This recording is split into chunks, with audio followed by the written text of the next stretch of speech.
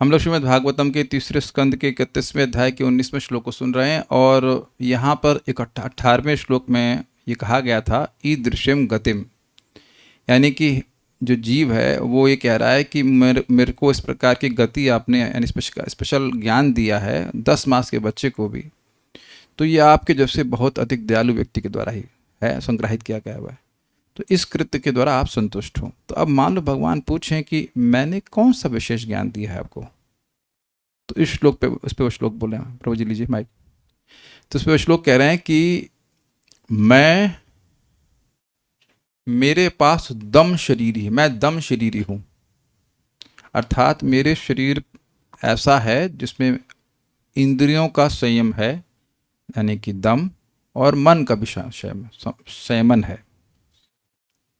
देखिए, दम का मतलब होता है इंद्रियों का संयमन, संयमन मीन्स कंट्रोल, और शम का मतलब होता है मन का कंट्रोल।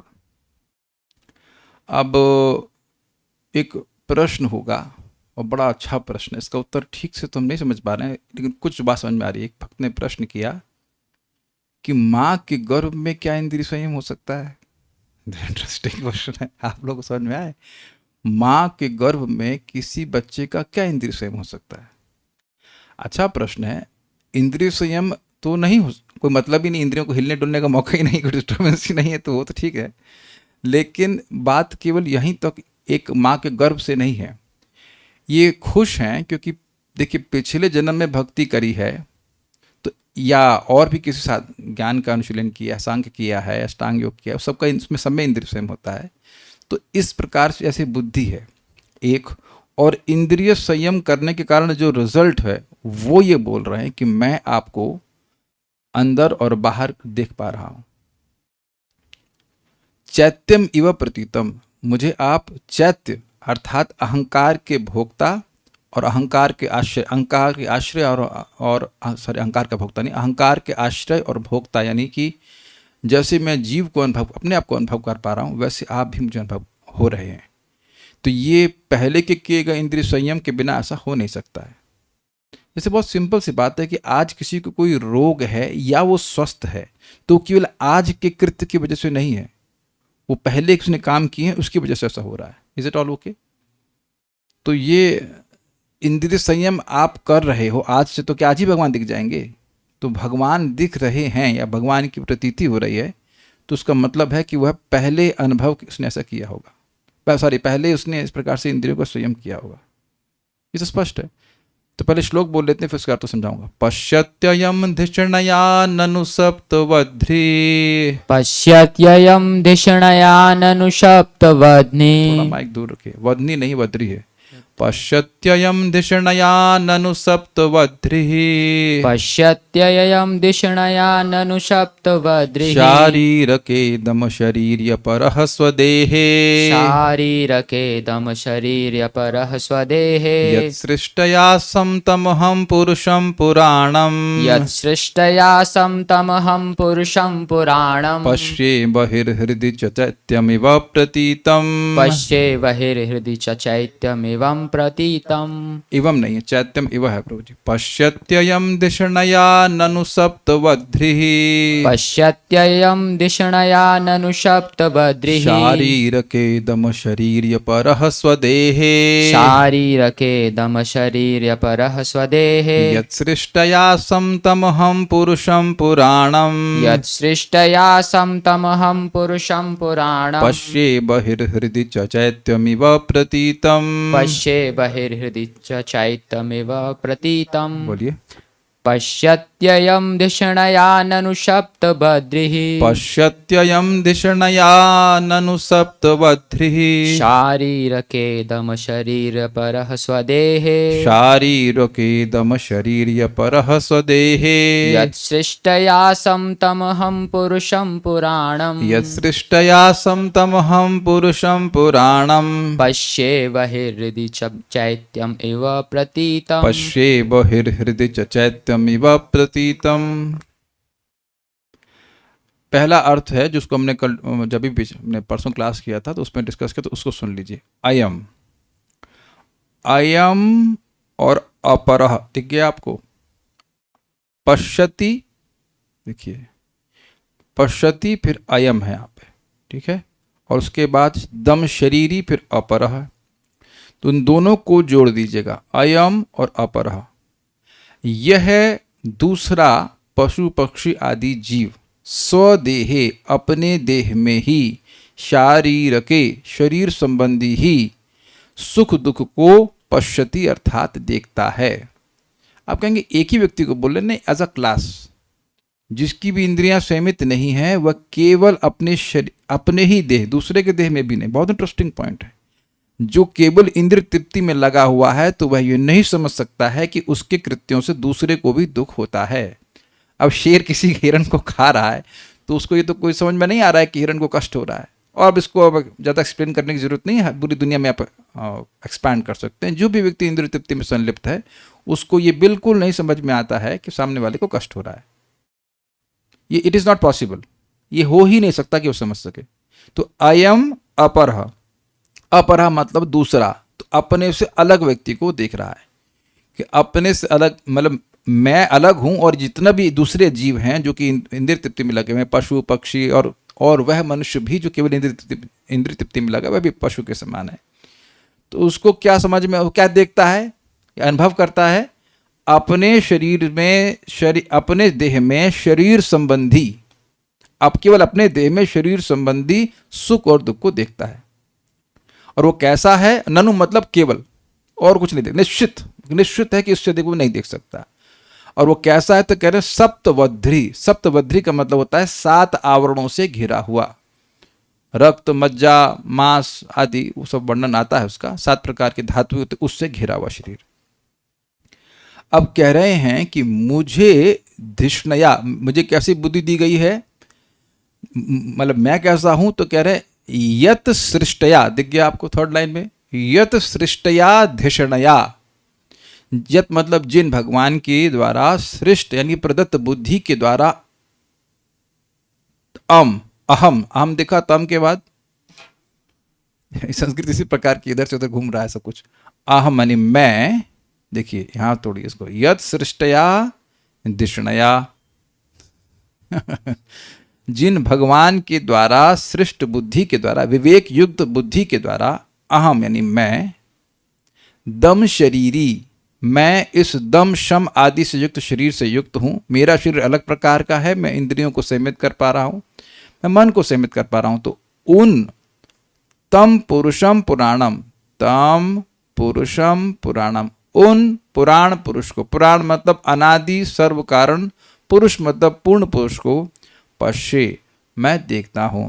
कहाँ देखते हैं तो कहते हैं बहिर्हृदय च, बाहर और हृदय में देखता हूं।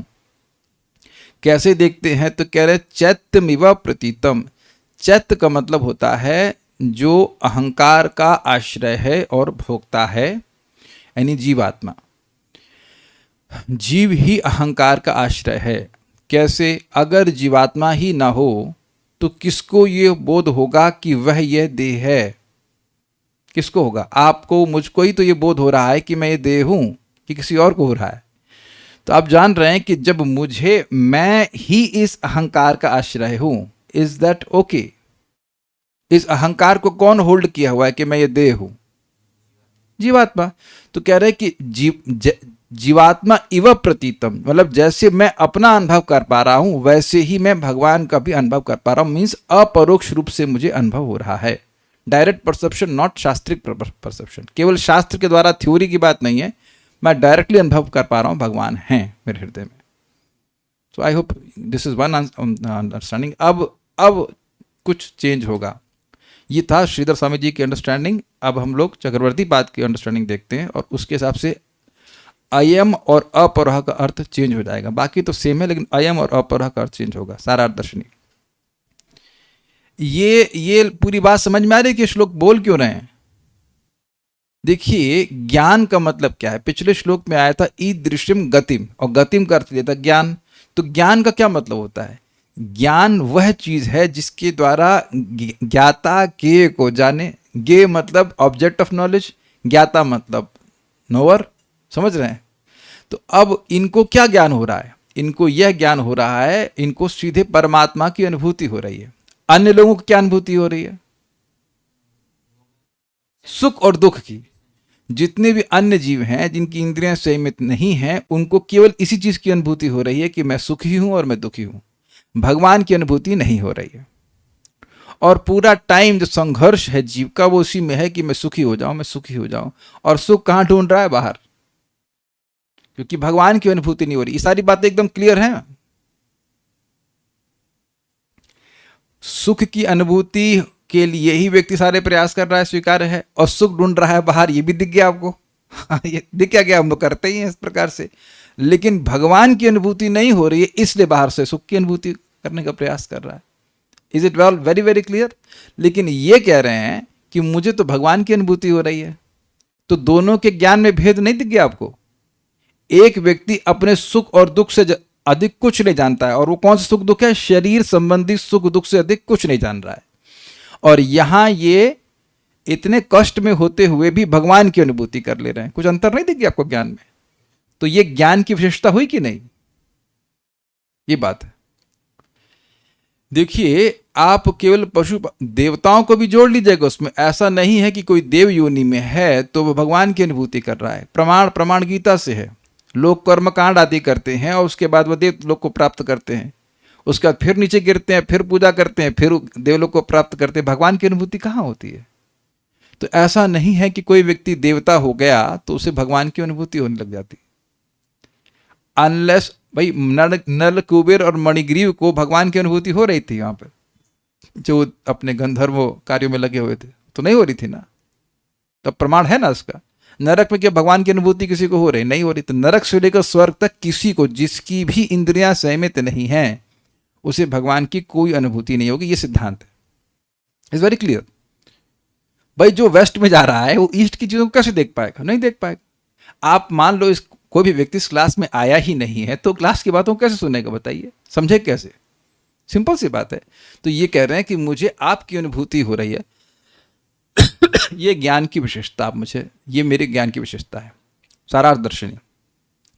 अपने में श्री भगवान की कृपा की अतिशयता अन्य से विलक्षण भाव से कहते हैं पश्यति इत्यादि श्लोक से। अयम, अब थोड़ा सा चेंज हुआ है, ध्यान दीजिएगा।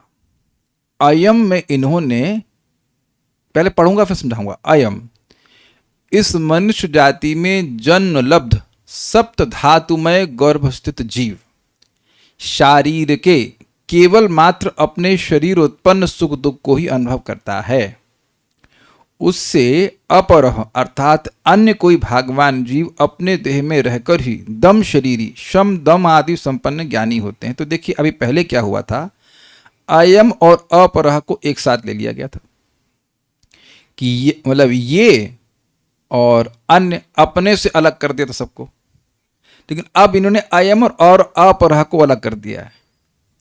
अब यहां ये केवल मनुष्य जाति की बात कर रहे हैं। जब अयम और अपरह को साथ में लिया था तो अपने से सभी इतर, जितने भी इतर मतलब अन्य जितने भी जीव हैं, पशु पक्षी, सबको जोड़ दिया। ठीक है, यहां ये बात पकड़ेगा, बाकी तो सब कॉमन है। लेकिन अयम और अपरह को यहां पे अलग कर दिया। अयम मतलब ये जो मनुष्य जाति है, जो ऑब्वियसली 7 प्रकार के आवरणों से ढकी है and all those things are there, वो प्राय करके मनुष्य जाति जो है, उसमें जो जीव हैं वो शरीर के सुख दुख के बारे में सोचते हैं। Is it? ये तो क्लियर है।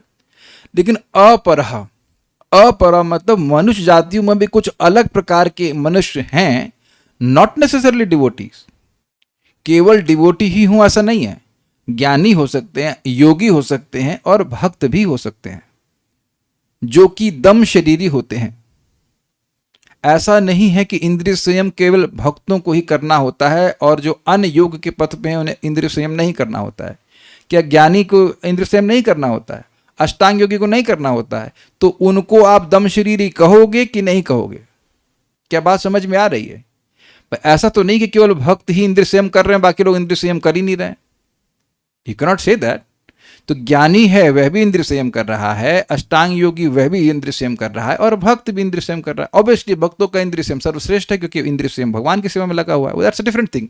लेकिन आप यह तो नहीं कह सकते हैं कि ज्ञानी भोगी है कोई, क्योंकि वेदांत पढ़ रहा है, अपनी ब्रह्मचर्य का पालन कर रहा है, और सारी जो इंद्रिय संयम की चीजें होती हैं वो कर रहा है, तो आप कह देंगे वो कर रहा है। भोग तो नहीं कर रहा है। अष्टांग योग में बैठ के ध्यान कर रहा है, तो आप ये तो नहीं कर सकते वो इंद्रिय संयम कर, इंद्रिय तृप्ति कर रहा है। I hope getting the point. Brahma Brahma का अनुभव ज्ञानी को होता है, अष्टांग योगी को परमात्मा का होता है और भक्त को भगवान का होता है। तो अपरह में अब इन्होंने ज्ञानी, योगी और भक्त तीनों को जोड़ लिया, अर्थात अन्य कोई भाग्यवान जीव, इसमें सभी ये लोग भी भाग्यवान है because they are practicing yoga, कोई भाग्यवान जीव अपने देह में रहकर ही दम शरीरी यानी श्रम दम आदि संपन्न ज्ञानी होते हैं। उनको समझ में आ जाता है कि मैं देह नहीं हूं और मुझे अपनी इंद्रियों को संयमित करना चाहिए, एंड दे डू दैट। अब इंटरेस्टिंग है, किंतु मैं वह प्रसिद्ध पापात्मा होने पर भी अब ये इंटरेस्टिंग है, बड़ा इंटरेस्टिंग है। देखिए, अयम से लिया सभी मनुष्य जाति जो इंद्रिय तृप्ति में लगी है, अपर से लगा कि जो दूसरे लोग हैं जो अपने इंद्रिय को संयमित करते हैं, अपने में कोई योग्यता न देखते हुए कहते हैं कि मैं पापात्मा होते हुए भी भगवान के द्वारा बुद्धि प्रदान कर दिया गया हूं। ये देखिए उनकी दैन्य है। ऐसे तो पहले भक्त हैं इसलिए भगवान इस प्रकार ज्ञान दे रहे, कह रहे मैं प्रसिद्ध पापात्मा हूं। ऐसा नहीं है कि मैं ऐसा कुछ पाप किया हूं जो लोग न जानते हो, मैं बहुत प्रसिद्ध पापात्मा हूं। बदनाम होंगे तो क्या नाम ना होगा, तो ऐसे बदनाम पापात्मा है फिर भी यत सृष्टया दृष्टया, समझ गए, फिर भी say that is obviously Krishna's mercy is showing कि भगवान मैं तो कोई योग्यता नहीं है, मैं तो पापात्मा हूं, फिर भी जिन यत सृष्टया दृष्टया का मतलब यत मतलब जिन भगवान की, यत सृष्टया मतलब प्रदत्त और दृष्टया मतलब बुद्धि, विवेक युक्त बुद्धि, विवेक युक्त बुद्धि से, जिनकी प्रदत्त बुद्धि से तम पुराणम पुरुषम, उस पुराण पुरुष पुरुषोत्तम को चैत्यम, अब चैत्य कर क्या लिया रहे, चित्त के अधिष्ठात्र स्वरूप को, जो चित्त के द्वारा उपास्य हैं। कौन है चित्त के उपास्य देव? Vasudev. Very good, if I am not wrong, yes, चित्त के उपास्य देव वासुदेव हैं, शुद्ध चित्त वासुदेव। हाँ, हम लोग पढ़े थे ना कि एक उसके अधिष्ठात्र देव हैं जिनको जो उसके उनकी उपासना होती है, फिर एक नियामक देवता है, ऐसे करके अलग अलग पढ़ा था। तो कह रहे हैं चित्त के अधिष्ठात्र स्वरूप को, यानी कि भगवान वासुदेव को, अर्थात चित्त के द्वारा भी सेव्य प्रभु को, यानी कि चित्त जिनमें लगाया जाना चाहिए, चित्त को जिनका स्मरण करना चाहिए, वो सब बातें आती, उन भगवान को बाहर और अंतर में भी प्रतीतम इवा, अपरोक्ष रूप में यानी प्रत्यक्ष रूप में प्राप्त के समान अवलोकन कर रहा हूं। मतलब ऐसा नहीं है कि मैं भगवान को बिल्कुल प्रकट देख पा रहा हूं, लेकिन लग रहा है कि देख पा रहा हूं। अब इसका कारण क्या है? इसका कारण है, हम लोग तीसरे स्कंद में और पिछले श्लोकों में शायद 25वें में सुने थे, चित्त का जहां पे वर्णन आया था, हमको याद नहीं आ रहा, शायद 25वें में ही था। तो चित्त का एक गुण था भगवद बिंब ग्राहित्वम, अगर किसी को याद है ये, तो चित्त का एक क्षमता है कि वह भगवान के रिफ्लेक्शन को पकड़ पाता है। अगर चित्त पवित्र होता है तो भगवान के रिफ्लेक्शन को पकड़ पाता है।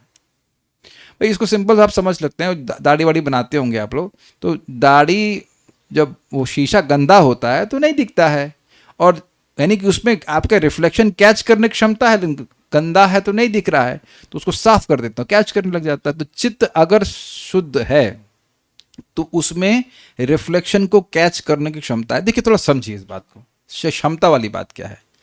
जैसे इसमें किसी के रिफ्लेक्शन दिख रहा है आपको स्टैंड, मोबाइल स्टैंड में, इसमें क्षमता ही नहीं है कि यह किसी रिफ्लेक्शन को कैच करे। Is it sinking? ठीक है, लेकिन अगर यहीं पर मैं शीशा लगा देता तो ये रिफ्लेक्शन कैच कर रहा होता कि नहीं? तो ये एक फंक्शन है चित्त का कि अगर चित्त पवित्र हो जाता है तो भगवान के प्रतिबिंब को, भगवान के रिफ्लेक्शन को वह पकड़ने लगता है। तो नहीं, भगवान की अनुभूति शुद्ध चित्त में होने लगती है। तो इससे क्या सूचित हो रहा है कि भगवान की कृपा से इनका चित्त पवित्र हो गया है, इसलिए उनको भगवान की प्रतीति जैसी हो रही, मतलब अपरोक्ष अनुभव जैसा हो रहा है। देखिए पूर्ण अनुभव नहीं हो गया है, लेकिन ये भी जैसा भी तो बहुत बड़ी बात है। कुछ भी नहीं होना, ऐसा चित्त होना जिसमें कुछ भी ना हो, कुछ भी अनुभव नहीं हो रहा है, उससे तो बहुत श्रेष्ठ है कि कुछ अनुभव हो रहा है। मैं एग्जाम्पल आपको देता हूं, सब भक्त समझते होंगे। जिसको जिंदगी में नाम में कोई रुचि नहीं मिली, उससे वो श्रेष्ठ है ना जिसको नाम में कुछ रुचि मिली। तो अब उसको डायरेक्ट परसेप्शन है कि यार कुछ तो अलग चीज है ये चैंटिंग। जिसने कभी नाम जप किया ही नहीं, कोई एक्सपीरियंस नहीं हुआ उसको नाम का, उससे कुछ तो उससे कुछ तो वो व्यक्ति श्रेष्ठ है ना, जैसे कुछ तो एक्सपीरियंस है। आप में से किसी को कुछ एक्सपीरियंस है कि चैंटिंग कभी अच्छी लगी? ये लोग सब बड़े पापी हैं क्या? किसी को एक्सपीरियंस नहीं हुआ, ऐसे से उठ रहे हैं। तो आप जान रहे हैं कि कुछ व्यक्ति भक्त हैं, बाबा जी 3 बजे उठते हैं, बिल्कुल मन कहीं नहीं जाता है, अपने आप गृहस्थ है, 2 बच्चे भी हैं, लेकिन कुछ एक्सपीरियंस हुआ ना। So when you have that, ये तो आप नहीं कह सकते कि एकदम आपको भगवान का सब रूप गोस्वामी की तरह आपको अनुभव हो रहा है कि नाम को कर रहे हैं एकदम करोड़ों मुख, ऐसा नहीं है। बट यू कैन नॉट से यू हैव नो एक्सपीरियंस। तो आप वो बीच वाला एक्सपीरियंस समझ रहे हैं ना बात? See that's what is pulling अस।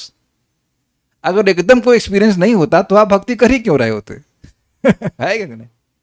तो खैर बात यह है, ये प्रतीतम एवं मतलब ऐसा नहीं कि भगवान की पूरी अनुभूति हो गई है, लेकिन कुछ कुछ हो रही है, तो इसका मतलब है कि इनका चित्त पवित्र हो रहा है। ठीक है। अब इंटरेस्टिंग बात, ये 3 प्रकार के श्लोक में अपर जीव कैसे आ गए थे वो यहाँ पे वर्णन हो रहा है। यहाँ निरुक्त में वर्णित 11वें श्लोक की टीका देखें। देखिए बात क्या है, ये हम लोग पहले चर्चा कर चुके हैं कि माँ के गर्भ में 3 प्रकार के जीव आते हैं अपार्ट फ्रॉम कर्मी। कर्मी तो वो कर्मी क्या सोचता है कि मैं तो मरा था, मैं जन्म ले लिया और फिर मरूंगा उसके पास कोई और ऑप्शन नहीं है। अब बाकी 3 लोग क्या सोचते हैं? पुरुषम वा, ये पहले श्लोक बोल चुके हैं, उसको यहाँ नहीं दिखा रहे। इस वा शब्द के द्वारा जीव गणों की त्रिविधता दर्शित हुई। मृतश्चाहम अर्थात मृत होकर मैं पुनः जन्मा हूं, फिर जन्म ग्रहण करके भी पुनः मृत हुआ हूं इत्यादि इस भावना वाक्य के बाद कोई सांख्य और योग का अभ्यास करते हैं, अन्य कोई पंच विंशात्मक परम पुरुष का भजन करते हैं। क्या बोले, पहले पढ़ देता हूं। इस प्रकार जीव की त्रिविध अवस्था श्लोक में प्रदर्शित हुई। बात हुई ये थी कि इन्होंने तो 3 ही लिया है, 3 कैसे हो रहा है? अच्छा वो अपर की दृष्टि से बात ठीक है। देखिए एक तो व्यक्ति हो गया कर्मी, तो वो तो भोगी हो गया, वो तो उसी में आ गया कि भाई अपने सुख दुख का अनुभव कर रहा है शरीर संबंधी, तो वो तो अलग हो गया ना कैटेगरी में, तो वो आ गया अयम में। और 3 कौन हुए? सांख्य का अभ्यास किया है तो वह संकल्प लेता है माँ के गर्भ में कि मैं बाहर आऊंगा तो सांख्य अभ्यास करूंगा। ये गर्भ उपनिषद से हम लोग पढ़े थे। कोई पहले अष्टांग योगी रहा है तो वह संकल्प लेता है कि माँ के गर्भ से बाहर आऊंगा तो मैं अष्टांग योग का अभ्यास करूंगा। और पंचविंशात्मक मतलब क्या हुआ? देखिए 24 तत्व हैं और 25वें कौन है? भगवान। उस तरह से कह रहे हैं, या ऐसे कह सकते हैं कि 26 में भगवान है और 25 को आप जोड़ लीजिए, वो जो 25 के कंट्रोलर रखे हैं, 25 के नियामक है, वो परम पुरुष हैं। तो बेसिकली खैर जो भी बात है वो बात ये है कि भगवान की उपासना करने वाला तीसरा व्यक्ति है। तो जो भगवान की भक्ति पहले किया है वह संकल्प लेता है कि मैं अब बाहर आऊंगा तो भगवान की भक्ति करूंगा। Is it okay? आप बहुत सिंपल है, आप लोग हर दिन रात में सोते हैं तो सुबह क्या सोचते हैं? क्या उठेंगे सुबह करके? सांख्य योग का अभ्यास करेंगे। देखिए एक बात पक्की है, भक्त माया में जरूर चला जा सकता है लेकिन अष्टांग योग और सांख्य योग नहीं करने वाला। ये है ना, ये अन्य में चला जाए लेकिन उधर नहीं जाएगा, वो बहुत बोरिंग है कि नहीं? सांख्य का अभ्यास कौन करेगा? तो नेचुरल ना, आपका ये अभ्यास रहा है भक्ति करने का आज, तो कल उठ के क्या करेंगे? भक्ति करेंगे। वही सिंपल सिस्टम है। तो 4 1 + 3 दिख गया सब लोगों को। मृतश्चा, पहले मरा था, अब आज जन्म लिया हूं, फिर मरूंगा। तो ये किसके लिए है? कर्मी के लिए। ठीक है। और जो बाकी 3 है वो सांख्य, अष्टांग योगी या फिर भक्त। तो इस प्रकार से अपरह का हो गया। जो लोग ज्ञानी यानी ये सभी लोग दम शरीरी हैं। देखिए बात समझ लीजिए कि किसी योग के अभ्यास के लिए इंद्रियों का संयम जरूरी है। जैसे आप मान लीजिए यहाँ क्लास में आए, इस क्लास में आए, चाहे किसी भी भागवतम क्लास में आए, तो ऐसा तो नहीं कि आप जाए बिना ही क्लास सुन लेंगे। You have to control your senses. नहीं, सभी को करना पड़ता है, अपने इंद्रियों को खींच करके लगाना पड़ता है भागवतम में, या जब कर रहे हैं, कोई भी योग कर रहे हैं तो इंद्रिय संयम करना पड़ेगा कि नहीं करना पड़ेगा? Is it very complicated? कोई भी योग कर रहे हैं तो इंद्रियों खींचना नहीं पड़ेगा भोगों से। आप कहो कि रेस्टोरेंट में जाऊंगा, वो चाउमीन खाऊंगा और सांख्य का अभ्यास करूंगा, बैठ के ध्यान करूंगा। You can not do that. Is it not? Sense control is yoga, means yoga इंद्रिय संयम। ये समझते हैं, ये संस्कृत का शब्द है। योग मतलब इंद्रियों का संयम। तो जिस भी चीज में योग लग गया, चाहे वो कर्म योग हो, चाहे वो ज्ञान योग हो, चाहे अष्टांग योग हो, चाहे भक्ति योग हो, इंद्रिय संयम इज इंपेरेटिव। इंपेरेटिव मतलब अंडरस्टूड, इम्प्लाइड ऐसे कर लीजिए, वो होगा ही, सिंपल सी बात है भाई। चीनी के बिना हलवा कैसे बनेगा? चीनी कम ज्यादा अलग बात है, लेकिन चीनी के बिना हलवा कैसा होगा? I hope it is very clear. उपमा चीनी से बनता है, तो ये एकदम क्लियर हुआ। इंद्रिय यानी कि किसी भी 3 प्रकार के लोगों की बात हो रही है, उन सब में दम शरीरी होंगे, वो दम, दम और शम, ठीक है। तात्पर्य, विभिन्न प्रकार के शरीरों का विकास, विभिन्न प्रकार के शरीरों की विकास क्रिया फूल के फलने के समान है। जिस प्रकार फूल के विकास की कई अवस्थाएं होती हैं, कली, विकासमान फूल, पूर्ण विकसित फूल तथा सुगंध और सुंदरता से पूरित फूल, इस प्रकार क्रमिक विकास में 84 लाख योनियां होती हैं और निम्न योनि से उच्चतर योनि में क्रमबद्ध उन्नति होती है। मनुष्य जीवन सर्वोच्च समझा जाता है क्योंकि इसमें जन्म और मृत्यु के बंधन से छूटने की बुद्धि रहती है। ये आपने इस प्रपात व्याख्या कर रहे हैं, यत सृष्टया धिषणया, जिसमें ये विवेक बुद्धि हो कि हम जन्म मृत्यु के चक्र से छूट सकते हैं, ये समस्या है, इससे हम बाहर निकल सकते हैं, उसके लिए प्रयास कर सकते हैं, ये बात है। माता के गर्भ में स्थित भाग्यवान शिशु अपनी श्रेष्ठ स्थिति को समझता है और इस तरह वह अन्य प्राणियों से पृथक होता है। लेकिन आपको ध्यान रखना होगा, ये कौन सा प्रपा शब्द कैसे देख रहे हैं, मतलब यूज कर रहे हैं, भाग्यवान शिशु, नॉट ऑल शिशुस। ये इस बार बार याद रखना होगा कि भाग्यवान शिशु जिसने पहले भक्ति की है वह अपनी स्थिति को समझेगा, ठीक है। इसलिए देखिए, हम लोग भले ही ना जा पाए इस जीवन में, मैं हम अपनी बात कर रहा हूँ, ठीक है, नहीं जा पाऊंगा मैं, मुझे नहीं पता मैं जाऊंगा नहीं जाऊंगा, मुझे वो उस पर लग रहा है कि हम नहीं जा पाएंगे, दैट्स ऑल राइट। लेकिन कम से कम भाग्य की शुरुआत तो हो गई ना। Now don't take it as an humble statement, neither is just a fact check. ठीक है, बहुत सारे अनर्थ हैं, बहुत सारी कठिनाइयां हैं, वो सब ठीक है, लेकिन जीवन कम से कम ओरिएंट तो हुआ है भगवान की तरफ। ये बहुत बड़ी बात है, बहुत बड़ी बात है। इस पथ पे आ जाना बहुत बड़ी बात है। ये बात थोड़ा समझिए। अरबों अरबों लोगों में किसी जीव को मौका ही नहीं मिलता है नाम जप करने का, मौका ही नहीं मिलता प्रसाद खाने का, किसी ना किसी तरह से हम भक्ति कर रहे हैं, यह भी बहुत बड़ी बात है। ये मेरे शब्द नहीं है, प्रभुपाद जी बोलते हैं इस बात को कि ये सामान्यता एक जन्म में भगवान के पास जाना संभव नहीं होता है। At least the process must be started, क्योंकि आप जान रहे हैं कि प्रोसेस स्टार्ट हो गया है तो बार बार उस प्रोसेस में लाया जाएगा। लेकिन अगर प्रोसेस स्टार्ट नहीं हुआ है तो कहां जीव गिरेगा उसकी कोई गारंटी नहीं है। ये बात हम लोग को बार बार ध्यान रखनी है। We may not become perfect in one life, that's accepted, that accepted, ठीक है, नहीं सही हो पाएंगे, बहुत बुरे हैं, ठीक है, मान लिया। वो भगवान करते हैं अलग बात है, हमको नहीं लग रहा है कि हो पाएंगे, दैट्स ऑल राइट। लेकिन प्रोसेस स्टार्ट हो गया, ये बहुत बड़ी बात है। लोग खत्म करने के चक्कर में हैं, बट ये नहीं देखते हैं कि शुरुआत करा दी गई है, ये बहुत बड़ी बात। एडमिशन करा दिया गया इस योग के पथ पे, ये बहुत बड़ी बात, वो भी हाईएस्ट भक्ति, हाईएस्ट योग प्रोसेस मीन्स भक्ति होगा। धैर्य पूर्वक व्यक्ति को भक्ति करते रहना चाहिए, जितना भी इसको सामर्थ्य। एक भी दिन भक्ति से नहीं छूटना चाहिए, एक भी दिन। Some bhakti, something, at least chanting must be there. मैं ये क्यों बोल रहा हूं, क्योंकि अब फिर अगर मान लो जन्म हुआ तो फिर भगवान भाग्य की सृष्टि करते चले जाएंगे। भगवान को मौका देना चाहिए हमारी मदद करने के लिए। मनुष्य से नीचे के पशुओं में सुख दुख की चेतना रहती है, किंतु वे अपनी शारीरिक आवश्यकताओं, खाना, सोना, संभोग तथा सुरक्षा से अधिक और कुछ नहीं सोच पाते। किंतु ईश्वर की कृपा से मनुष्य में चेतना इतनी विकसित रहती है कि वे अपनी अद्वितीय स्थिति का मूल्यांकन कर सकता है और आत्मा तथा परमात्मा दोनों का साक्षात्कार कर सकता है। ये समझे बात, अद्वितीय स्थिति is very nice word. Prabhupada ji के तात्पर्य बड़े मिस्टीरियस हैं, जो शब्द प्रभुपाद जी कभी कभी प्रयोग करते हैं, एक बार में समझ में नहीं दिया आता। अद्वितीय स्थिति का मतलब, अद्वितीय स्थिति का मतलब है जो उसका दूसरा ना हो, ये मतलब है ना। तो बाकी सारी योनियों में क्या चल रहा है, आहार, निद्रा, भय और मैथुन ही। ऐसा नहीं कि मनुष्य जीवन में नहीं चल रहा है, लेकिन बस केवल यही चल रहा है वहां पे। ननु शब्द आया था ना श्लोक में, ननु मतलब एक्सक्लूसिविटी के अर्थ में है कि केवल क्या चल रहा है, सुख दुख, अच्छे से खा लिया पी लिया ऐसे करके। लेकिन मनुष्य जीवन किस प्रकार से अद्वितीय है? अन्य योनियों में भगवान का भजन हो ही नहीं सकता है, और इसकी अद्वितीयता है कि यह भगवान का भजन कर सकता है apart from whatever things are there. समझा के बात? इस अद्वितीयता मतलब इनकम्पैरेबलनेस कह लीजिए, ये बोलेंगे शब्द इंग्लिश में, इसकी कोई तुलना नहीं है, ये बात है। तो आप कहेंगे कि देवता नहीं समझ सकते? नहीं समझ सकते। क्यों नहीं समझ सकते?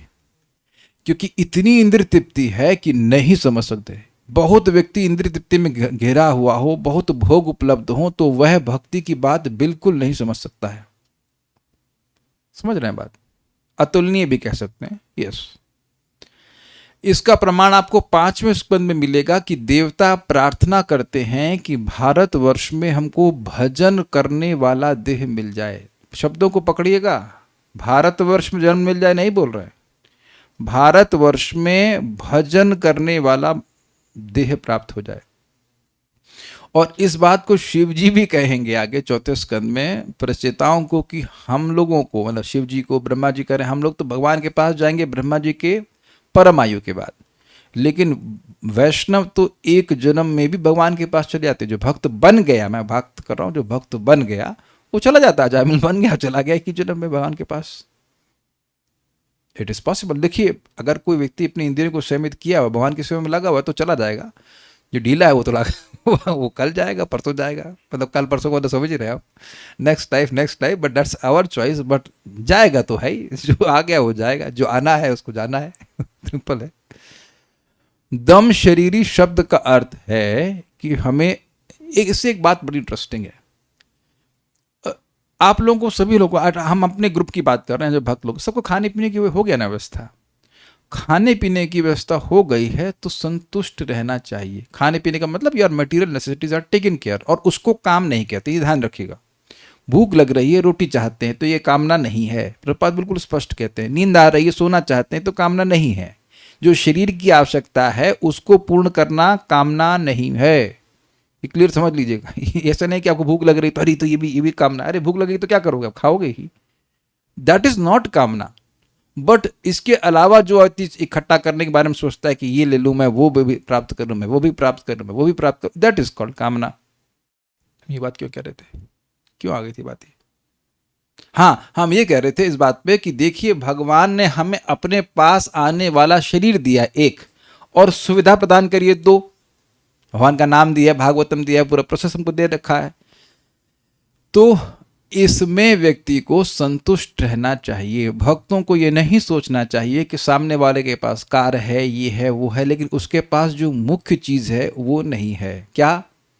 भगवान की भक्ति करने का मौका और इंक्लिनेशन। क्योंकि एक और इंटरेस्टिंग बात है कि मौका मिलने पर भी अगर इंक्लिनेशन है तो नहीं करेंगे। है ना, आप लोग के बहुत से रिश्तेदार होंगे जिनको आप माला फ्री में दे सकते हैं, सब कुछ हो सकता हो कि 1-2 रोटी भी खिला दें, लेकिन जप नहीं करेंगे। तो ये कितने, देखिए कितने क्लोज है। आप एकदम आपके निकटवर्ती होंगे, हो सकता है माई बाप हो, बच्चा हो, जो बिल्कुल आराम से आप उनको चावनी बना के दे देंगे, है कि नहीं? अगर चैंटिंग करें सब कुछ दे देंगे, लेकिन सब कुछ देने के बाद भी इंक्लिनेशन नहीं आता उनका। इंक्लिनेशन समझते हैं? इंक्लिनेशन मतलब झुकाव, भक्ति को करने की नहीं आता है, कर लीजिए प्रयास, नहीं कर आता। तो ये भगवान का विशेष गिफ्ट है, ये विशेष गिफ्ट है। दम शरीरी, हाँ, तो इसलिए इसमें संतुष्ट रहना चाहिए। बाकी जिंदगी में किसी को कोई ज्यादा कोई सुखी हो नहीं रहा है। ठीक है।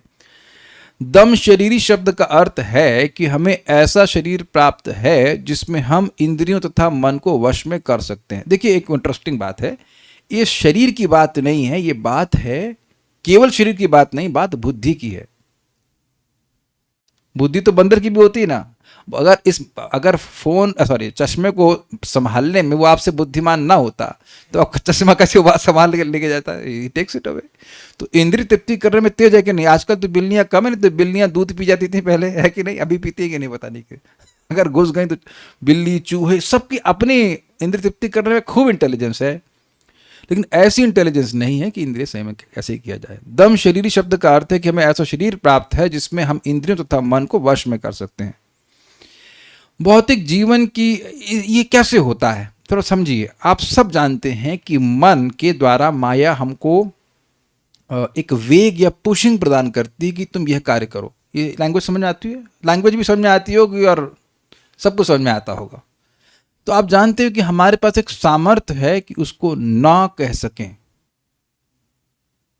ये कैच किया? ये सभी ने कैच किया, वो करना ही पड़ता है, नहीं तो कैसे आप भक्ति कर पाएंगे? कुछ ही नहीं। अब मान लो सुबह कहे नींद आ रही है, तो अब ना उठना है, तो वो एक बुद्धि है जो कि शास्त्र के द्वारा सप्लिकेटेड है, पुष्ट है, वैष्णव की संगति में और स्ट्रांग होती है, तो उस बुद्धि के द्वारा व्यक्ति कर पाता है। जब इंद्रिय संयम नहीं कर पाते हैं तो उस बुद्धि का उपयोग नहीं कर रहे होते हैं, स्वीकार है। लेकिन जब बुद्धि का उपयोग कर रहे होते हैं तो इंद्रिय संयम कर लेते हैं, स्वीकार, एक्सेप्टेड।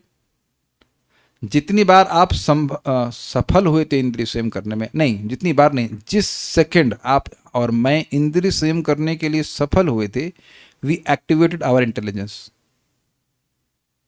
कि नहीं ये काम नहीं करना है, कोई भी कुछ भी। और जिस समय हम इंद्रिय संयम नहीं कर पाए तो बुद्धि को ड्रॉर में रख के सील कर दिया, नहीं अभी नहीं करना है। So you understand this point. So at least हमारे पास सामर्थ्य तो है ना, ठीक है। लेकिन ऐसी बुद्धि जानवरों में या जानवर जैसे इंसानों में नहीं है। भौतिक जीवन की सारी जटिलता अनियंत्रित मन तथा अनियंत्रित इंद्रियों से है। ये तो बिल्कुल बहुत स्पष्ट बात है। देखिए, जब इंद्रियों को व्यक्ति संयमित नहीं करता है तो वो इच्छाओं को पूर्ण करने का प्रयास करता है, फिर वो इच्छाएं संतुष्ट नहीं होती, फिर फीडबैक साइकिल, उसके बाद फिर और वो इच्छाएं, फिर उस इच्छा से और इच्छाएं, फिर और इच्छाएं, फिर और इच्छाएं। जीव सोचता है एक बार मैं किसी भी प्रकार की इंद्रिय तृप्ति करके देख लूं, उसके बाद नहीं करूंगा। उसके बाद फिर उसको वही प्रेरित करता जाता है और संतुष्टि कहीं नहीं मिल रही है, संतुष्टि कहीं किसी चीज में नहीं मिल रही, तो इसमें उलझ रहा है वो। ये बात तो स्पष्ट है।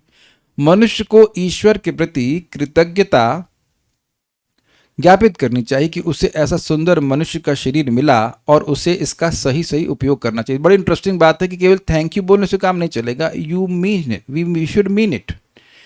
हम थैंक यू बोलते हैं भगवान को यज्ञ करके। ये समझते हैं बात? यहाँ क्या लिखा हुआ है? यहाँ कुछ लिखा नहीं, समझिए इस बात को। जब हम भगवान ने शरीर दे दिया है, लेकिन जिस चीज के लिए दिया है उसका उपयोग वैसे ही करते हैं, तो यज्ञ तो उसके द्वारा थैंक यू ज्ञापित होता है। मैं आपको बहुत सुंदर सी कोई वस्तु दूं, उठाकर आप कचरे में डाल दें या मैं डाल दूं, तो इसको तो थैंक यू प्रभु जी। मान लीजिए ऐसे ईयरफोन है for example, thank you Prabhu ji for this earphone, और लेके फेंक दिया उसको कचरे में। What is this thank you? अगर आपने किसी को बहुत सुंदर केक प्रसादम दिया, उसे नाली में फेंक दिया, now that is not thank you. What is the value of that thank you? So what do you do with it? तो भगवान ने जो चीज हमको दी है उसका उपयोग उसी कार्य के लिए करें जिस चीज के लिए भगवान ने दी है, तो भगवान प्रसन्न हो जाते हैं। ये है, ठीक है। पशु तथा मनुष्य का यही अंतर है कि पशु अपने आप को वश में नहीं रख सकता, उसमें शिष्टता का भाव नहीं रहता, जबकि मनुष्य में शिष्टता का भाव तथा आत्मनियंत्रण रहता है। इसको एग्जाम्पल से समझिए। आपने सबने देखा होगा, अगर सब्जी मार्केट गए हैं तो कहीं गाय या बैल घुस जाता है तो वो मुंह मारता है सब्जी में, एज इफ कि ठेले वाले ने सब्जी सारी उसके लिए लगा रखी है ना। और वो, अब ठेले वाला तो जानते हैं, डंडा लेता है, मार देता है उनको डंडे। तो अब वह समझते नहीं है, फिर वो वहीं पे मुंह मारेंगे। ये देखा होगा, सबने देखा होगा, कोई बड़ी डिफिकल्ट बात नहीं है। तो क्यों ऐसा? क्योंकि उनमें कोई समझावट है ही नहीं कि नहीं ये डंडा खाएंगे इसके वजह से। लेकिन मनुष्य अगर श्रवण करता है तो वह अपने भविष्य को देख पाता है श्रवण के द्वारा। केवल मैं आध्यात्म की बात नहीं कर रहा हूं, आप इंद्रिय मतलब स्वास्थ्य के लिए, अरे भैया ऐसा करोगे तो तुम बीमार पड़ जाओगे, तो व्यक्ति नहीं करता है। तो श्रवण के द्वारा व्यक्ति में शिष्टता का भाव आता है। दुर्मति है ये श्रवण के द्वारा जाती है, ये करना चाहिए, ये नहीं करना चाहिए, ये जागृत होता है श्रीमद् भागवतम भगवद गीता के श्रवण से। There is no other way. Obviously chanting तो है ही, तो है। यदि मनुष्य इस नियंत्रण शक्ति को प्रदर्शित नहीं कर पाता तो वह पशु के तुल्य है। प्रभुपाद जी से किसी ने पूछा कि आई हैव नो डिटर्मिनेशन, पूछा नहीं, बोला प्रभुपाद जी से कि मुझ में कोई डिटर्मिनेशन नहीं। तो प्रभुपाद ने कहा if you have no determination then you are an animal. तो कभी कभी गुरु भी कठोर वचन बोलते हैं, उनका प्रयोजन होता है। भाई तुम्हारे पास जो शक्ति है उसका उपयोग तुम नहीं करोगे तो कौन करेगा? बताइए। आप लोग दूसरे की सहायता से चलते हैं कि खुद अपने आप से चलते हैं? Is it not? तो कभी चोट लग जाए, थोड़ा सहायता दे देगा, जिंदगी भर आपको चलाएगा वो व्यक्ति, जिंदगी भर चलाएगा। डॉक्टर आपको दवा देता है, हम सबको दवा देता है, कहता है ये मत खाओ वो मत खाओ, तो वही बगल खाना बना के देगा आपको? हमें देता है डॉक्टर? कोई नहीं देता ना। अभी अपना हम विवेक ले लिया, हाँ ये नहीं करना चाहिए, करना चाहिए, फिर उसको ठीक करता है व्यक्ति। आप समझ रहे हैं कि महाराज उसको समझा रहे थे, परम पूज्य राधा गोविंद महाराज अजामिल के प्रसंग में समझा रहे थे कि देखिए वैकुंठ के विष्णुदूतों ने सहायता करी, सब कुछ किया, लेकिन उसने फिर अपनी सहायता खुद भी करी। अब उन्हें घर गया, कुछ किया, निकल गया हरिद्वार, नाम जप करने लगा, भगवान के पास चला गया। अपनी सहायता अगर हम खुद नहीं करेंगे तो हमारी सहायता कोई नहीं कर सकता है। है कि नहीं बताइए? कोई विरोध, कोई गुस्से वाली बात नहीं है। If I don't help my self, who can help me? और बड़ी इंटरेस्टिंग बात है, अगर हम अपनी सहायता स्वयं करते हैं तो भगवान हमारी सहायता करते हैं। अगर आप भगवान के भजन करने के लिए प्रयासरत हैं, नाम जप करना चाहते हैं, प्रयास कर रहे हैं, तो भगवान हर तरह से सहायता देते हैं, हर तरह से। ये बात ध्यान रखिएगा, बहुत दयालु हैं भगवान, और जिस चीज के लिए वो देह दिए हैं भगवान की भक्ति करने के लिए, अगर उसके लिए व्यक्ति करता है तो सारी सुविधा उसको मिलेगी उस कार्य को करने के लिए, नहीं भक्ति करने के लिए, एवरीथिंग। ऐसा हो ही नहीं सकता कि भक्ति करना चाहे और उसको सहायता ना मिले, नॉट पॉसिबल। फिर तो भगवान पे दोष आ जाएगा ना कि अरे तो अब हमको सहायता ही नहीं दी तो हमसे कैसे उम्मीद कर रहा है कि भजन नहीं किए। आप में से किसी कोई व्यक्ति है इसको ऐसा जीव न मिली हो जब करने के लिए? कोई देखेंगे गूंगा तो नहीं, इधर सबको मिला है ना, सब तो सुन रहे हैं, सब कान तो मिले हैं, वो एक नहीं दो दिए, एक खराब हो जाए, एक से मान लो कुछ बहने लग जाए पास तो दूसरे सुन लो। है कि नहीं? सबको सुविधा प्रदान करे ना, कौन कह सकता है कि सुविधा नहीं प्रदान की? Everyone, everyone.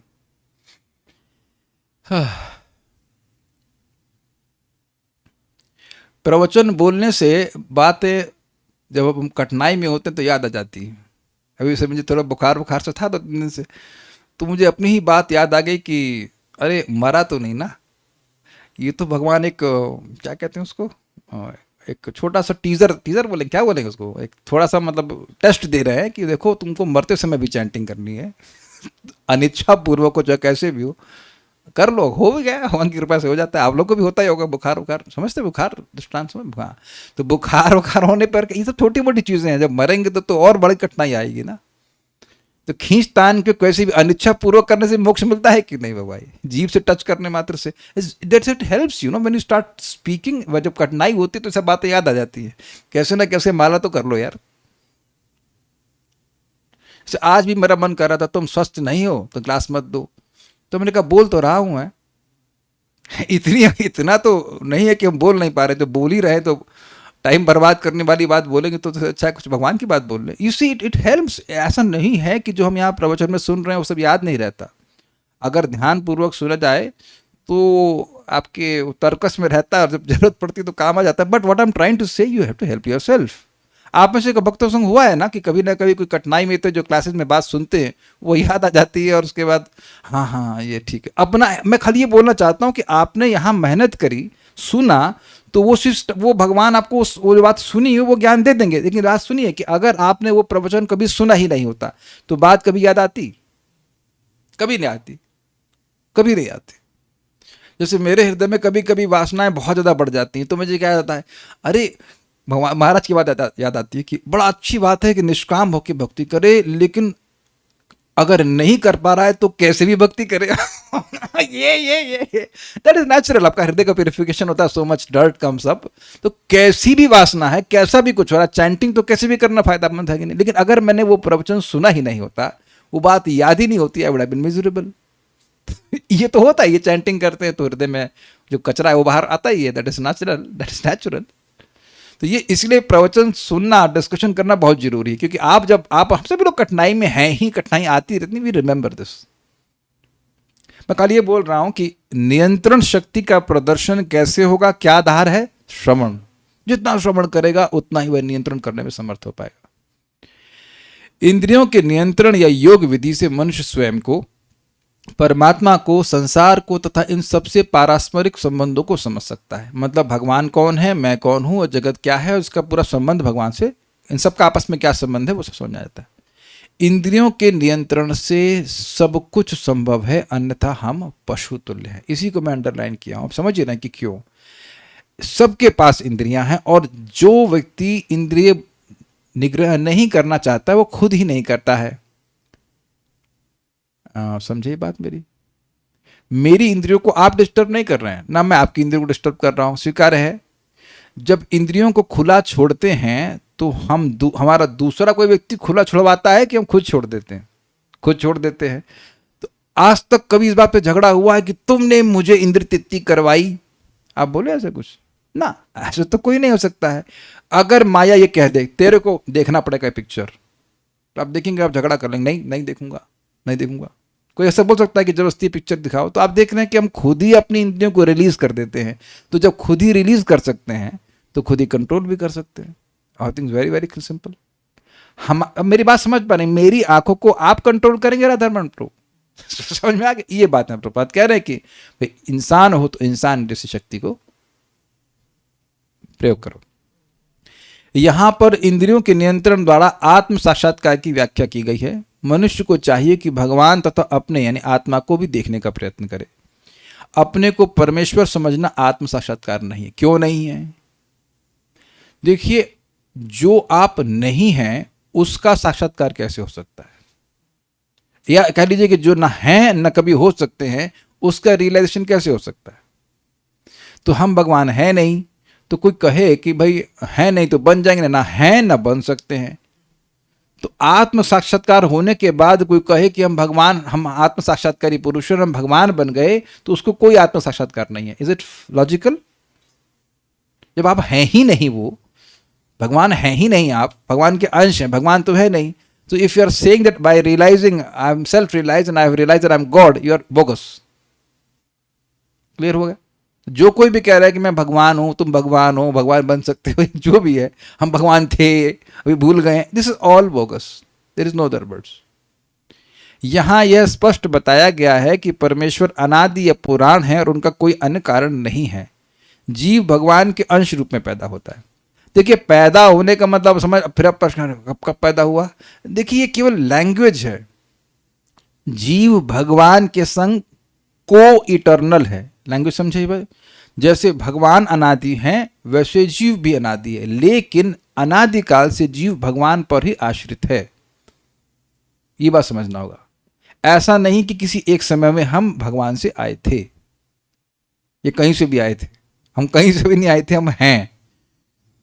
I hope it is very clear. आप कहेंगे समझ में क्यों नहीं आता? क्योंकि इस जगत में आप जो भी वस्तु देखते हैं वो कभी होती है फिर नहीं होती है।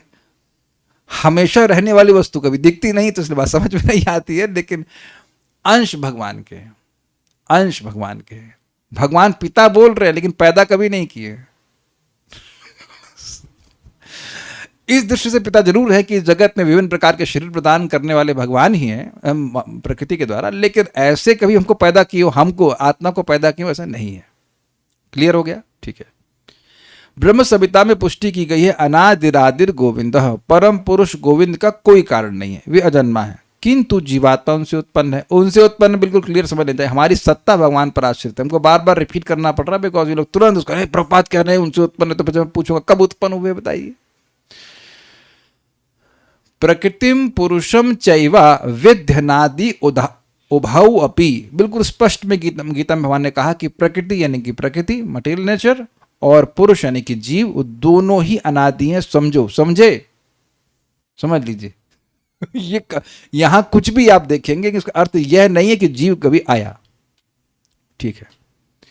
भगवत गीता में पुष्टि हुई है कि ममे वांशः जीव लोके जीव भूतः सनातन। सब लोग जानते हैं, हम लोग सनातन जीव, ये बात है। जीव तथा परमेश्वर दोनों अजन्मा। अब क्लियर हो गया। किंतु यह जान लेना चाहिए कि अंश का परम कारण भगवान है, मतलब हमारी सत्ता भगवान पर एग्जिस्ट करती है। हम लोग हर क्षण, चाहे मुक्त अवस्था में चाहे बद्ध अवस्था में, भगवान पर आश्रित है। इंडिपेंडेंट हम नहीं रह सकते हैं। जैसे सूर्य की किरण किसी भी समय सूर्य से अलग नहीं रह सकती है और स्वतंत्र भी नहीं रह सकती है, लेकिन सूर्य की किरण सूर्य नहीं है और सूर्य की किरण सूर्य से अलग भी नहीं है। क्वालिटी में तो अलग नहीं है ना, और ना ही आप सूर्य की किरण को सूर्य से अलग कर सकते हैं। अतः ब्रह्म संहिता कहती है कि प्रत्येक वस्तु भगवान से उत्पन्न हुई है, सर्व कारण कारणम। वेदांत सूत्र भी इसकी पुष्टि करता है, जन्माद्यस्यतः परम सत्य ही हरेक के जन्म का मूल स्रोत है। भगवत गीता में भी कृष्ण का कथन है, अहम सर्वस्य प्रभव, मैं हर वस्तु का जन्म स्रोत हूं, जिसमें ब्रह्मा, शिव तथा अन्य जीव सम्मिलित है। थोड़ा समझना होगा, पुराण पुरुष की व्याख्या प्रपात कर रहे हैं। पुरुष शब्द का अर्थ था पूर्ण पुरुष, और पुराण शब्द का था अनादि, सर्व कारण। तो उसी की व्याख्या प्रपात कर रहे हैं कि कैसे भगवान सभी के कारण है। यह आत्म साक्षात्कार है। क्या आत्म साक्षात्कार है? कि मैं श्री कृष्ण का नित्य सेवक हूं, दास ही नहीं, नित्य दास। देखिए, एक एक शब्द का बड़ी वैल्यू है।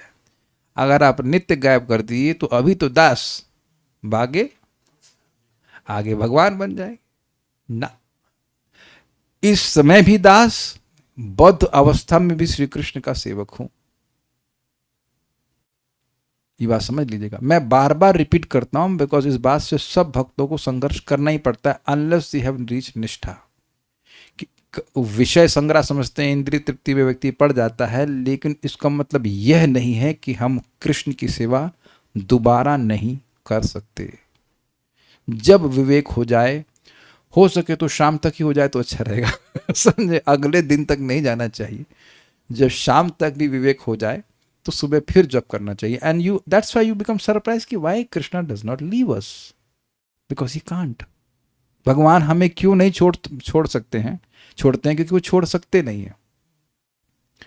भाई, सूर्य की किरण सूर्य को नहीं छोड़ सकती है, तो क्या सूर्य की किरण को छोड़ देगा? आप एक ही तरफ से क्यों देख रहे हैं? दीक्षा माता जी को समझ में आया, इसको नहीं समझ, बुद्धू बच्ची नहीं समझ में आया आपको ये बात? अच्छा, ये समझ गई। प्रिय शर्मा माता जी, आपको तो बिल्कुल ही समझ में नहीं आ रहा। आ रही बात समझ में? सनलाइट और सूर्य और जूम यूजर। प्रभु जी, आप पता नहीं का नाम क्या है, जूम यूजर आपका नाम। आपके पापा ने आपका नाम जूम यूजर रखा है आपको नाम तो सही रखिए अपना। चलिए, हम जिनका और किसी को पूछना चाहिए, माता जी को पूछ लिया, प्रभु जी में से किसी को पूछते हैं। Are the Prabhu, yes, Madan Mohan Prabhu, are you getting this point? Brajbhushan Prabhu, are you getting this point? सूर्य की किरण सूर्य को नहीं छोड़ सकती है, तो सूर्य छोड़ सकता है? सूर्य भी तो नहीं छोड़ सकता है। That's a point. तो ये जो माया है, यही माया है। बड़ी मजेदार बात है। माँ यह मतलब जो, माँ मतलब नहीं, जो नहीं है। क्या नहीं है? नित्य भगवान से संबंध है, लेकिन अनुभव क्या होता है? अनुभव नहीं होता है यह असंभव बात है। जीव का भगवान से संबंध कभी टूट ही नहीं सकता। वो भूला बैठा हुआ है, बस ये बात है। वो फील कर रहा है कि मेरा दुनिया में सबसे संबंध फील हो रहा है, भगवान से नहीं हो रहा है। दिस इज कॉल्ड माया। जैसे सूर्य की रोशनी सूर्य के बिना रह सकती है? नहीं रह सकती है। ऐसे अब यही माया है कि व्यक्ति सोच रहा है कि भगवान की भक्ति के बिना मैं सुखी हो जाऊंगा। This is absolute nonsense. और जब इंद्र तृप्ति भी कर रहा है तो भगवान की एनर्जी से ही तो संपर्क कर रहा है, अपने से तो कुछ लेके आया नहीं है। और वो सोच रहा है कि अभी कुछ समय के लिए तो भगवान को भूलने दो मेरे को ये है ना। लेकिन तुम इस्तेमाल तो भगवान की शक्तियों का ही कर रहे हो, जिस भी इंद्रिय का उपयोग कर रहे हो। तो इसलिए कुछ भी हो, इस संघर्ष को नहीं छोड़ना है। This is very very helpful to us. ये संघर्ष भी बहुत बढ़िया चीज है। कुछ भूल के भगवान को फिर याद करो। अच्छा, एक चीज बताइए, जब आप कुछ एग्जाम के लिए तैयारी कर रहे होते हैं, कुछ बात याद नहीं रहती तो क्या करते हैं आप? क्या करते थे? आई वुड से फिर याद करते थे फिर भूल जाते थे, फिर याद करते थे। कुछ श्लोक भूल जाते थे, क्या करते? फिर याद कर लेते। तो उसी तरह से मान लीजिए दोपहर में भूल गए तो शाम को फिर याद कर लीजिए, अगर रात में भूल गए तो सुबह फिर याद कर लीजिए। एंड देन याद करते करते एक दिन ऐसा होगा कि भगवान को भूल ही नहीं पाएंगे। दैट्स व्हाट प्रभुपाद इसको बड़ा स्पष्ट कहते हैं 9.30 में। इंग्लिश में बोलता हूँ, फिर हिंदी में कहूंगा। कहते हैं कि if you can't forget your eating, mating, sleeping and defending, don't forget Krishna as well. क्या स्टेटमेंट यार, मजा आ गया। आप अपना आहार, निद्रा, भय, मैथुन नहीं भूल पा रहे हैं, नहीं छोड़ पा रहे हैं आसक्ति, तो कृष्ण को भी मत भूलो। जब 4 चीज याद कर लो तो 5वीं चीज याद करने में क्या कठिनाई है? कुछ समझे बात? जब 4 चीज याद है, आहार, निद्रा, भय, मैथुन, तो एक और चीज याद कर लो, Krishna.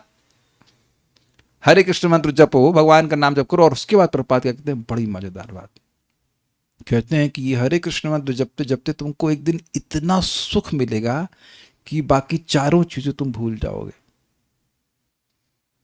That's very encouraging, very encouraging. Bhagavat नहीं भूलना है, नाम जप नहीं भूलना है, करते जाओ करते जाओ। आप लोग सब देख लीजिएगा, इंग्लिश में प्रपात का लेक्चर है 9.30, बहुत सुंदर लेक्चर प्रपात का है। यही आप पीछे तो सुदूराचार्य वाला जो श्लोक बहुत सुंदर है।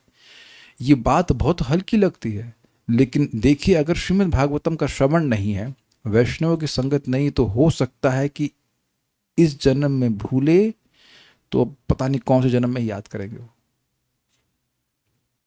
इतना स्कोप नहीं देना चाहिए माया को, इतना नहीं देना चाहिए, इतना we should not allow maya to control our life that much.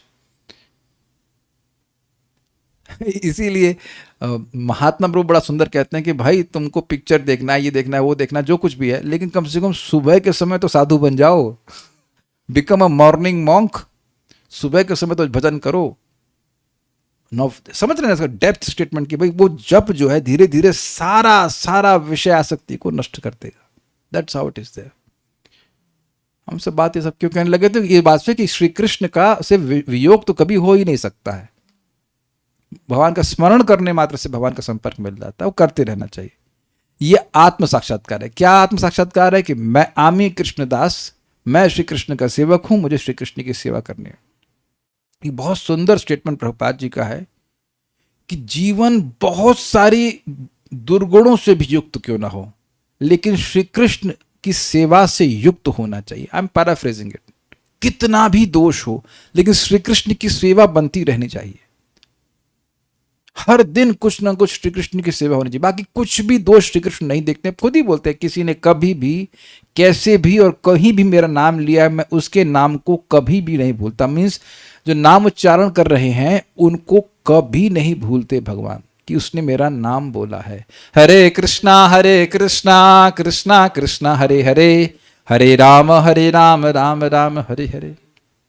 मैं भक्त लोग जब ये समझेगा, जीवन में सबके, चाहे आपके पास पैसा हो, चाहे हम भिखारी हो, चाहे कुछ भी हो, सबके जीवन में सफरिंग्स आनी ही है। Suffering for everyone. लेकिन आत्म साक्षात्कार अगर हम है तो ये बात समझें कि हम श्री कृष्ण के सेवक हैं, और ये सारी परिस्थिति में हमको बस श्री कृष्ण की सेवा करनी, जो सेवा बन पाए।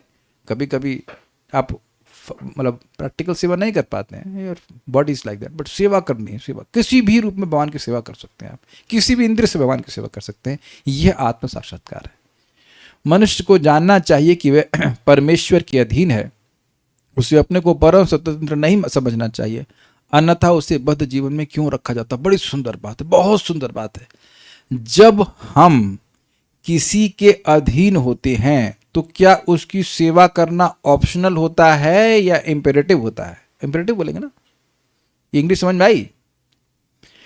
अगर कोई आप किसी के पूर्णतः अधीन हैं तो आप चाहें या ना चाहें, लेकिन उसकी चाहत के अनुसार चलना पड़ता है कि नहीं चलना पड़ता है? अच्छा ये बता दीजिए कि आज तक किसी को ऐसा अनुभव नहीं हुआ हो तो हाथ खड़ा करें कि आप किसी के अधीन थे या हैं और उसके अनुसार नहीं चलना पड़ा हो। हाथ खड़ा करे, किसी की दम हो तो ऐसा बोल दे।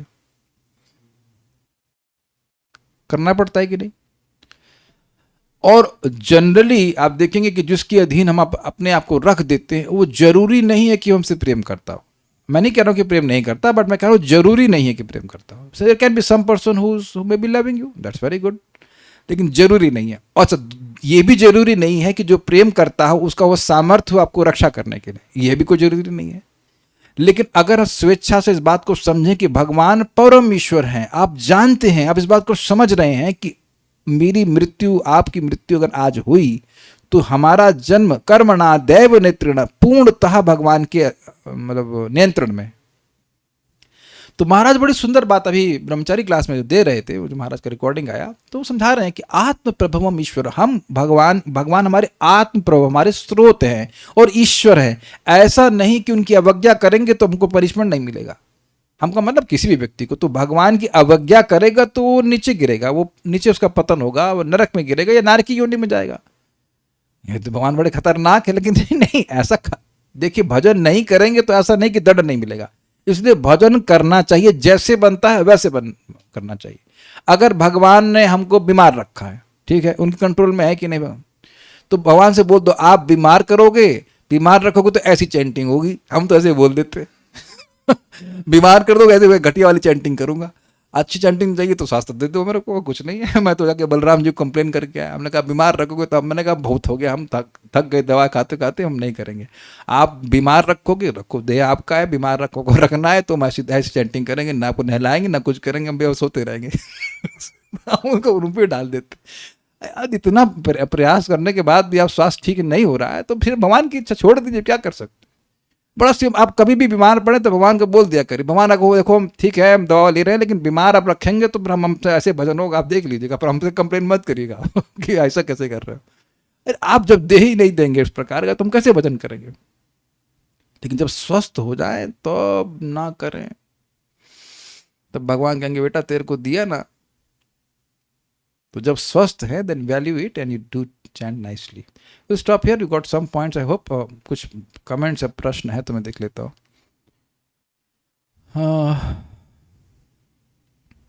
ट्रू भक्ति ही सबसे इजी है? नहीं,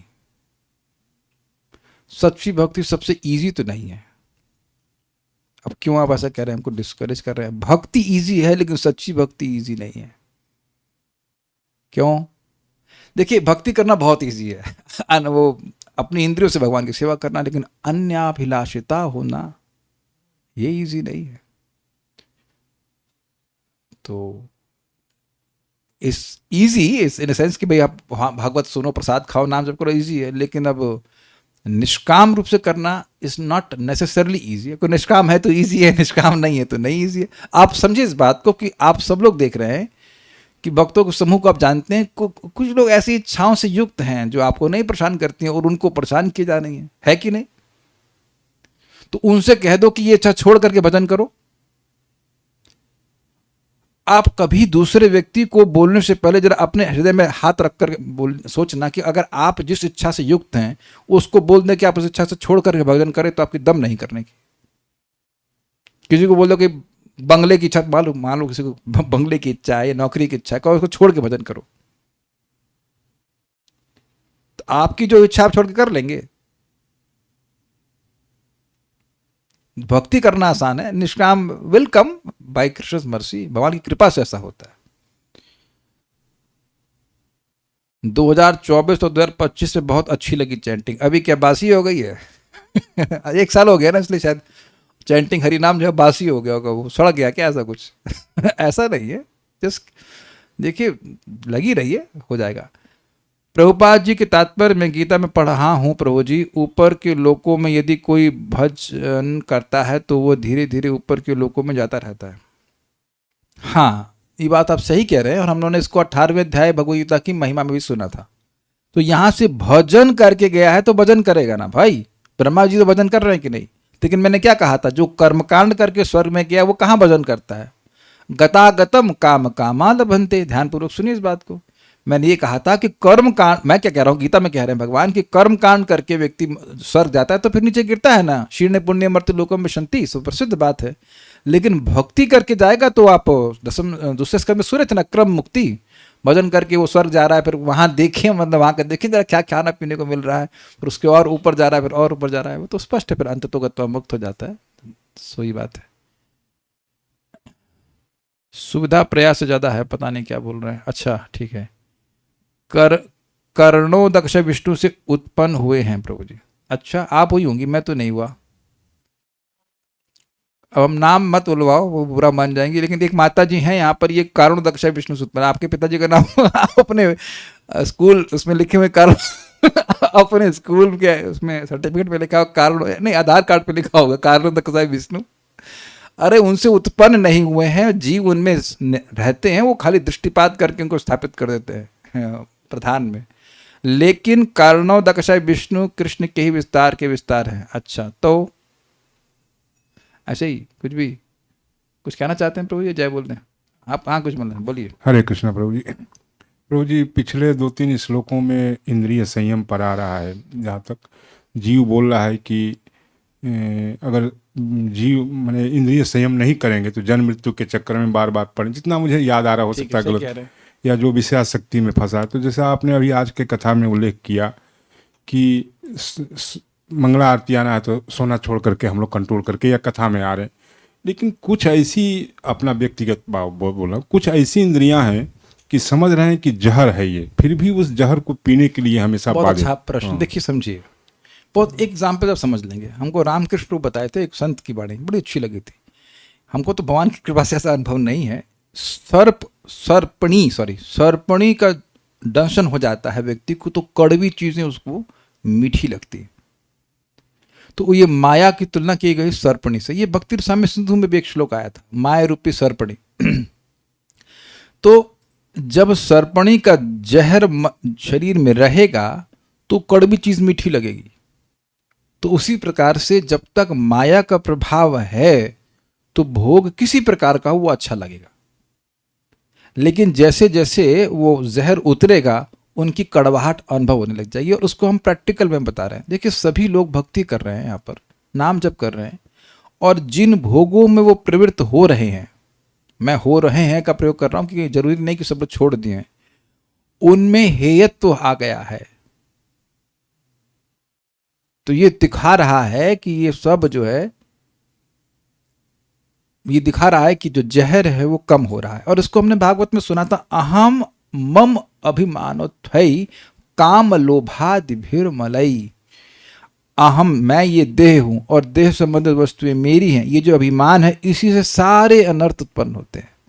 इसीलिए तो प्रभुपाद समझा रहे हैं आत्म साक्षात्कार मतलब मैं श्री कृष्ण का सेवक हूं। आप सब लोग अनुभव करते हैं कि जप करके, भागवत सुनकर, भगवान की सेवा करके मन में शांति ही आई है। आपने ये कभी नहीं बोला, मुझे आज तक किसी ने नहीं बोला कि प्रभु जी जप करके मेरा मन अशांत हो गया है। आप में से कभी किसी का हो तो बताइएगा, हम आपको अनम्यूट करके पूछेंगे ऐसा कैसे हो गया। आपने और मैंने जब भी इंद्रिय तृप्ति करी है भक्ति में आने के बाद भी, तो रिजल्ट हमेशा अशांति ही हुआ है। You can not deny this, is called self realisation. आपको खुद ही ऐसे रियलाइजेशन है कि नहीं? यहां सब बातें बिल्कुल ओपन और क्लियर कही जा रही हैं। मैं ये नहीं कह रहा कोई बहुत ग्रॉस सेंस ग्रेटिफिकेशन, केवल भगवान से इतर व्यर्थ की वार्ता ही मन में अशांति लेके आती है। आप प्रैक्टिकल देख लो, किसी की निंदा हो रही, चुगली हो रही, या केवल व्यर्थ की बात हो रही है, it is irritable chat syndrome, ICS। एकदम व्यर्थ की बात लगती है। मैं नहीं समझ रहा हूं कि आप लोग अपने जो घर परिवार के रिश्तेदारों की बातें होती हैं उसको सहन कर सकते होंगे, मतलब एटलीस्ट से सहन करनी पड़ती हैं, बट वो जो टेस्ट है वो समाप्त हो गया। तो अब ये कैसे हुआ प्रभु जी? कथा सुन करके, नाम जप करके, तो धीरे धीरे जैसे जैसे हृदय पवित्र होता जाएगा, ये जहर उतरेगा तो कड़वी चीजें कड़वी लगने लग जाएंगी। कड़वी चीजें देख करके ही व्यक्ति हटा देता है। जैसे हमारे घर में करेला रखा है, पता नहीं क्यों लेके आ जाती हैं, उसको हम अंदर शेल्फ कर देते हैं। बहुत मोस्टली तो आता है और सड़ करके वो चला जाता है, उसको हम नहीं बनाते हैं। वो कहे नीम के, मान लो नीम भर दिया आपको, नीम तो सब्जी नहीं है तो खा सकते हैं कि नहीं चतुर्मास में, नीम की सब्जी देखेगा ऐसे मुंह बना देंगे कि नहीं? तो स्वाभाविक सी बात है। उसी तरह से अगर अब एकदम कड़वा लगने लग जाए इंद्रिय तृप्ति, तो काहे करेंगे? और आप जान रहे कुछ इंद्रिय तृप्तियां जो बिल्कुल ही खत्म हो गई तो उनकी कड़वाहट दिखने लग गई, ध्यानपूर्वक करते। अच्छा, वो करेंगे भी क्या? कई बार लोग कहते हैं क्या करें, तुम करोगे क्या, ही बताओ? चैंटिंग के अलावा भागवत कला करोगे क्या? सामर्थ्य क्या है और क्या करने का? चैंटिंग करते रहिए। इसी से जहां तक पहुंचे हैं इसी से पहुंचे हैं, और जहां और आगे पहुंचेंगे इसी से पहुंचेंगे। ठीक है, so will stop here. Shrimad Bhagavatam की जय, श्रील प्रभुपाद की जय, निताई गौर प्रेमानंदे।